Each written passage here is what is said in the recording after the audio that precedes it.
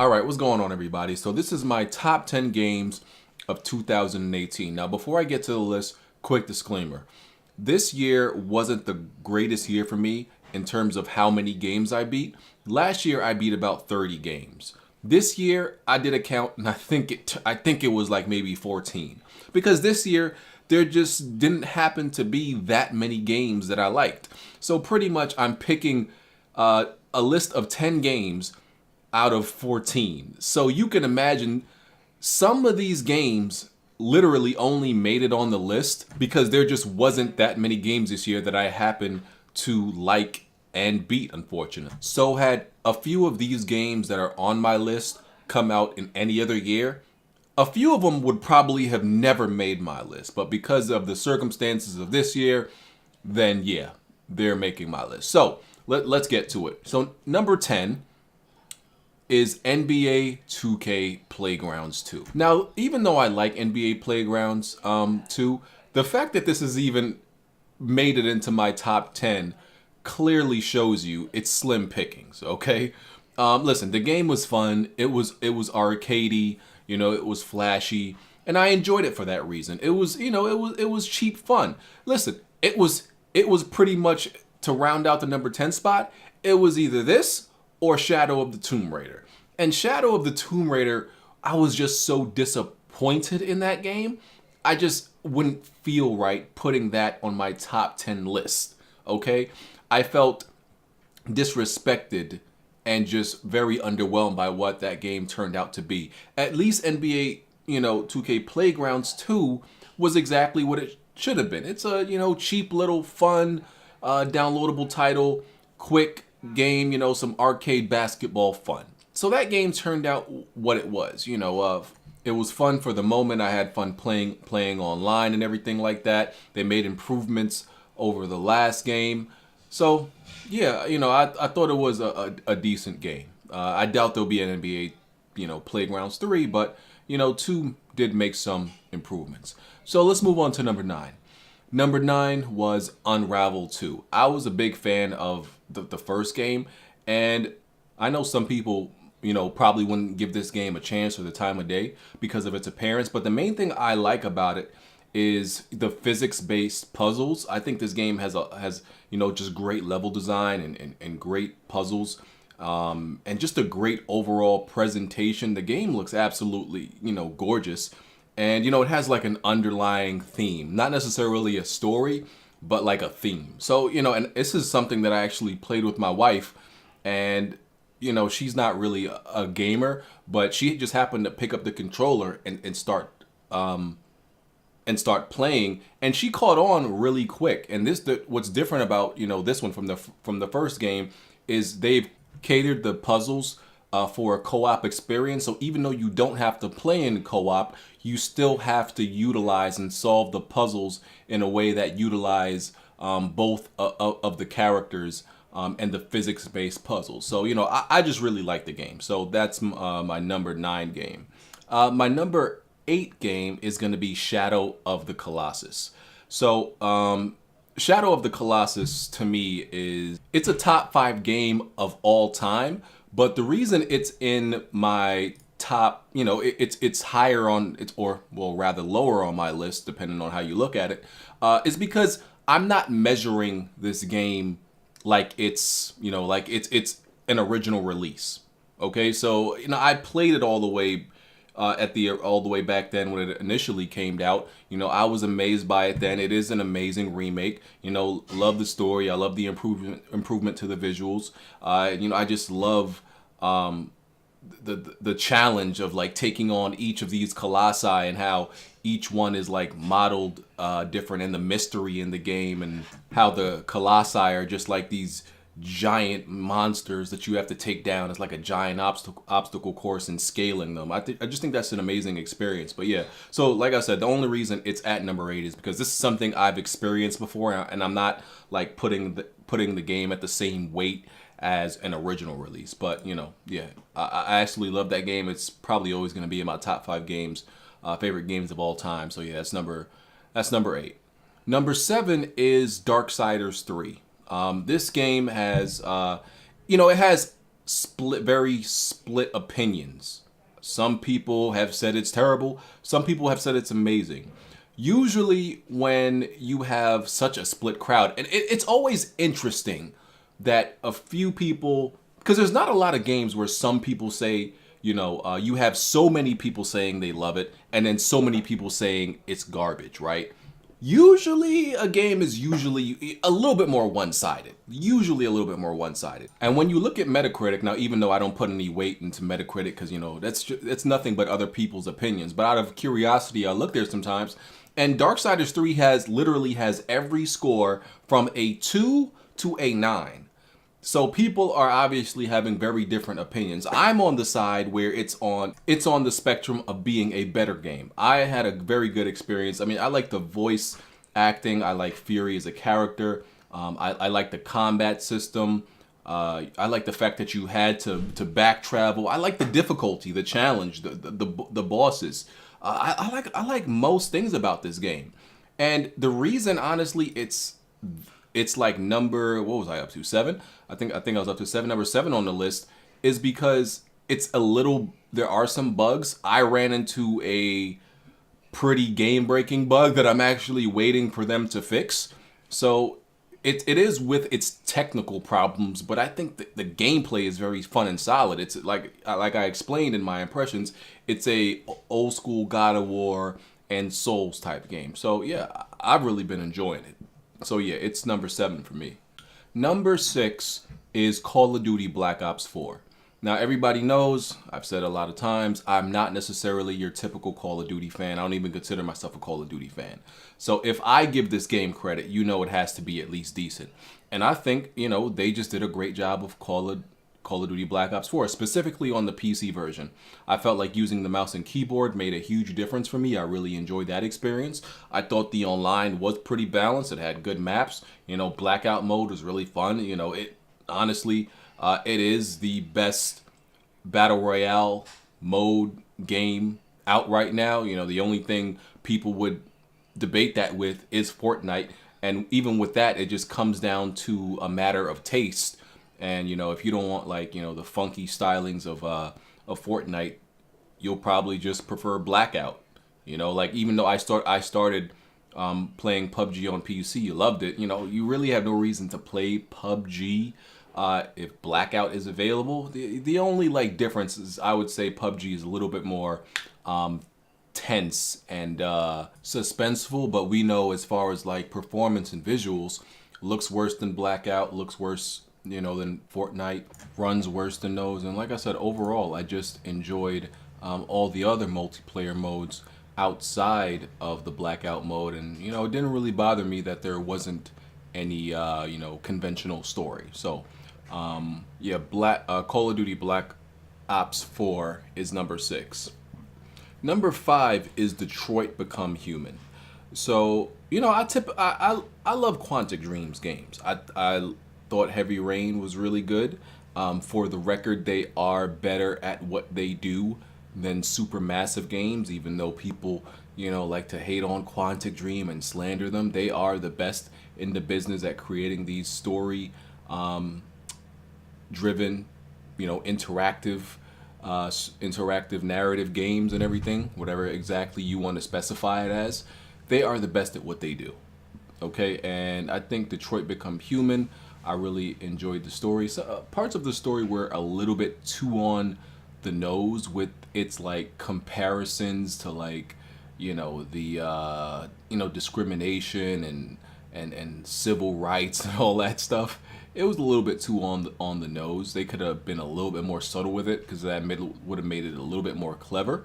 And sometimes it does bother me when video games use actual real life actors and their likeness.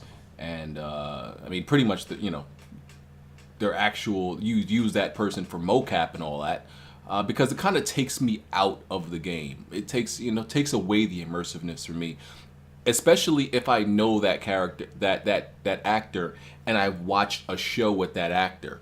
Because I watched Grey's Anatomy, where I can't remember his actual name. But the guy who plays as he's Avery Jackson, I believe, in Grey's Anatomy. and he plays Marcus in Detroit Become Human. I can't remember his real name, but when I'm playing this game, all I can see is the character from the TV show. So sometimes I don't like when they do that. But the visuals, probably amazing visuals. One of the best, cleanest looking games we've seen. Great voice acting. It had a very expansive, possibility tree with different decisions that led to different endings. And I think even though there was one main character that I really cared about, their story I really cared about, overall, all three were still pretty decent and fun to play as. So yeah, Detroit Become Human was, and it took me a while to get into the game. I had it for a while, but I just wasn't in the mood to play that type of game. But once I got in the mood to play it, I couldn't put it down. So I really enjoyed Detroit Become Human. So that was number 5. Number 4 is Battlefield 5. Now, listen, of course, I just put out my Battlefield 5 review, so I don't got to get too deep into this. I know it's the thing to hate EA because they're a scum company. Trust me, I agree. They are a scum company, but that does not make Battlefield 5 a bad game. The multiplayer is fun. It's balanced. It's a good game. I mean, the war stories did falter a little bit in comparison to its predecessor. The war story that came out post-launch, where you play as the Nazi commander, was probably the most riveting story. It was probably the best one. But overall, as a package, they were decent, even though they weren't as good as the first one, as the ones in Battlefield 1. But like I said, of course, visuals look great, even though I feel like they've hit a ceiling as far as that goes. The multiplayer is definitely fun. It's something I'm going to continue to play. So yeah, I just been enjoying Battlefield 5, and it's definitely a good game when you separate the game and the product away from its evil company. Okay, so yeah, Battlefield 5 is number 4. Number 3 is Red Dead Redemption 2. Now, as much as people think I hate this game, I don't. It's number 3. Okay? I'm just objective enough that I can clearly see the good points with this game and the bad points. This game has a lot of pros, but it has several cons also that really diminish and really ruin the experience no matter how people want to be in denial about it. The game, once again, has terrible controls, terrible aiming, terrible movement, okay? Terrible input lag. Some of this stuff can be proven. It's not even opinion no more. Anybody who's still in denial about it, that's exactly what you are, in denial. I don't know what to tell you. So in my review, I probably made my longest review I've ever made. It was like 22 minutes for Red Dead because it's such a huge game in scope. And I explained, very descriptively all the flaws in it, and some people still couldn't understand. And I still gave the game an 8.8, which is not a bad score at all. It just wasn't a masterpiece because of its flaws. But this is a game I still enjoyed. It was just like everything you do was kind of tainted because everything you do in the game is it includes movement. It includes aiming. So if those mechanics are interwoven into everything you do, it affects the entire game. So that was my only, that was my problem with Red Dead. But the story is top notch in Red Dead. The score and the music is good. The story is better than the gameplay, honestly. And there's a lot of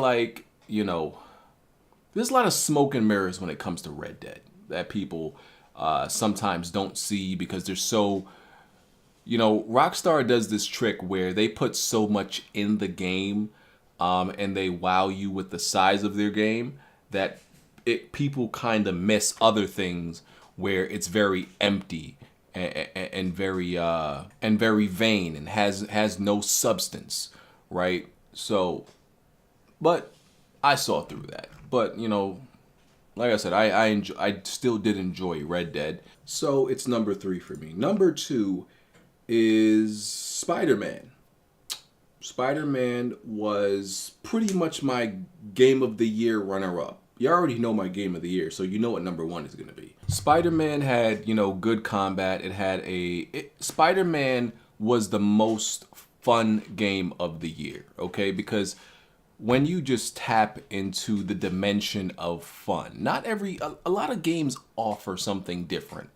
And a lot of people, interpret fun differently. But Spider-Man wasn't the best game of the year, but it was absolutely the most fun. It was probably more fun than what my actual game of the year is, right? When we're talking about the pure essence of fun, just joy of doing something.